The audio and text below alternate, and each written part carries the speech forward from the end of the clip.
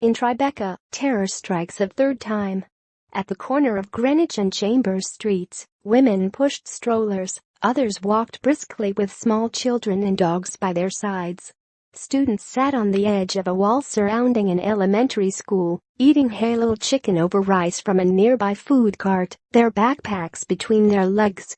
Across the street, children frolicked on a jungle gym at Washington Market Park, while their parents and nannies watched. Nearby businessmen ate their lunch under a warm autumn sun.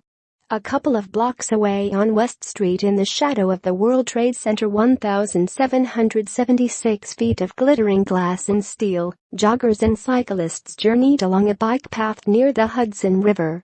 It seemed like a typical day in TriBeCa, but for a horde of reporters, cameramen, police officers and several growing memorials stocked with bouquets of roses, a stark reminder of the terror when a pickup truck sped down the crowded bike path on Tuesday, killing 8 people and injuring 11. But TriBeCa has been through this before. 3 times in recent decades it has been the center of terror. Residents recount the 1993 bombing of the World Trade Center that left 6 dead and the collapse of the Twin Towers after they were struck by hijacked jetliners in 2001. The time, 2,753 people were killed. So despite the cheery sight of strollers on the streets, those who have lived in the neighborhood long enough were transported back to darker days this week. "I lived through 9/11s," said Dominique Chains, 62. "I couldn't go outside Tuesday. I still can't go near the 9/11s memorial. It's too much." Ms. Chains, who was walking her dogs, a Papillon named Dino and a Pomeranian named Lucy, stood on the corner of Greenwich and Chambers Streets across from the Washington Market Park, where residents created one of several memorials dedicated to the victims killed in the Tuesday attack. Ms. Chains has lived in TriBeCa on Warren Street for 20 years and is from Belgium, where suicide bombers killed 32 people and injured about 300 in an attack last year. "Nowhere is safe anymore," she said. Passers-by stopped in front of the memorial and snapped photos with their cell phones. Others stood and stared in silence as traffic roared behind them. "We are New Yorkers.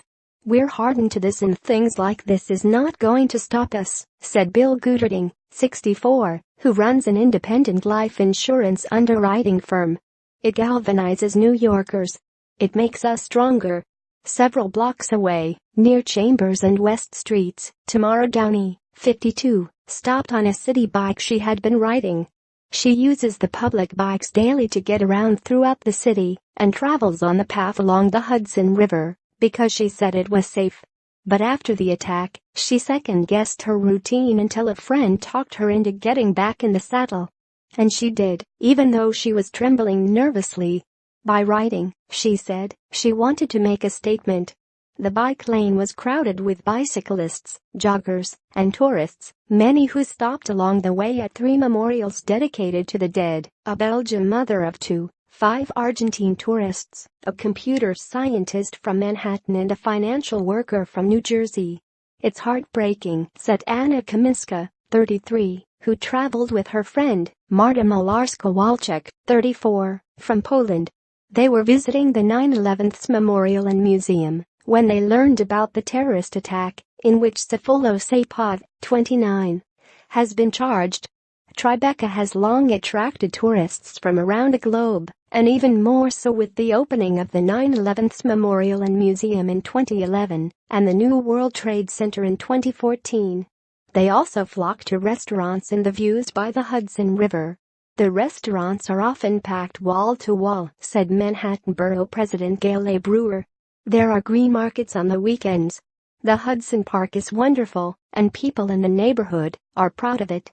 TriBeCa, a triangle below Canal Street, was once home to warehouses and distribution centers for produce.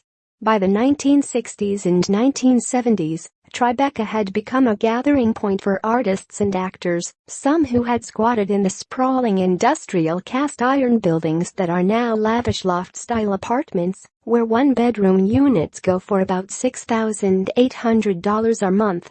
As the population expanded over the years, residents demanded more schools, and since 2005 new ones have opened, said Michael E. Levine, a consulting planner to Manhattan Community Board. Much of the neighborhood's success is because of its longtime residents who improved the area, kept once vacant lots clean, and remained even as terror hit close to home. Margaret Chin, the area city council member, said, "The community has gone through so much, but the resiliency of the people there is tremendous," she said. Take Yvonne Fox, 80, who moved into the neighborhood in 1975 and in